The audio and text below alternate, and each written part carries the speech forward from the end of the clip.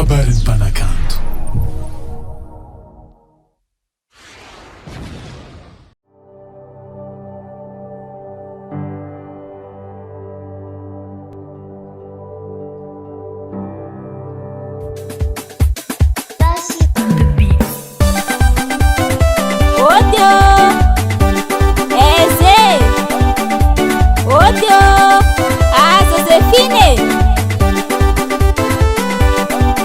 Magnano azafady za maman Josephine, tsy afaka ampiditra anao andragno tegna marigny mialatsiny. Aretigny mahay fafy miboaka bakagny andafy, koa toela velogno anao mila mitandrigny mafy.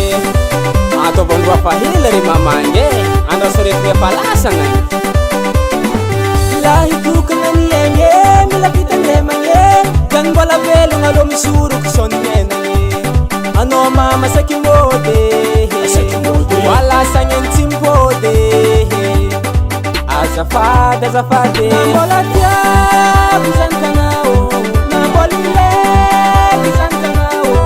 Andu afana mamange mamange, andu afana mamange mama nvaliko. Mama kulaizio mama kunterkaza aris daitanoza mbafidir kwaza fade. Avadikutia ko hekizy mamanao, fanambaran-dradio mifamorovory tsy azo atao. Tsy hoe izy tsy ajeko za mavozo aretigny, zahavavagny izy na arotava misy entiny. Ampidir fô tsy possible tsy possible fô za mipitry zare andragno aminahy volonkariagna izy ke tsy etanaviagna. Mody ahela anao niany faretigny izy koa fa lasagna, anao mipody ty tsy maintsy ataony tsara fahagna. Amino anay gisy lasty sanao tsy te gisy. Nambola tia bizankanao nambolile bizankanao. Andu afana mamange mamange, andu afana mamange mama nvaliko.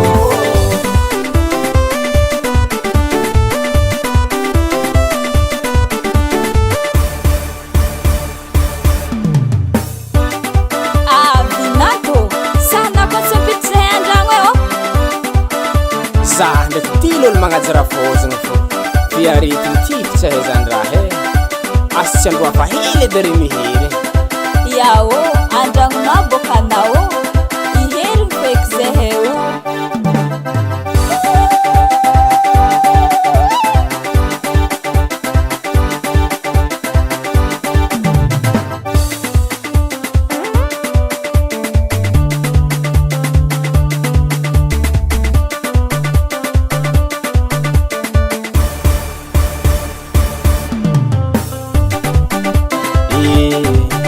Tsy tokony ataoko ndraiky zegny raha vozako fa valina aretigny koa iarahantsika mahita mafy izy tô. Nambola tia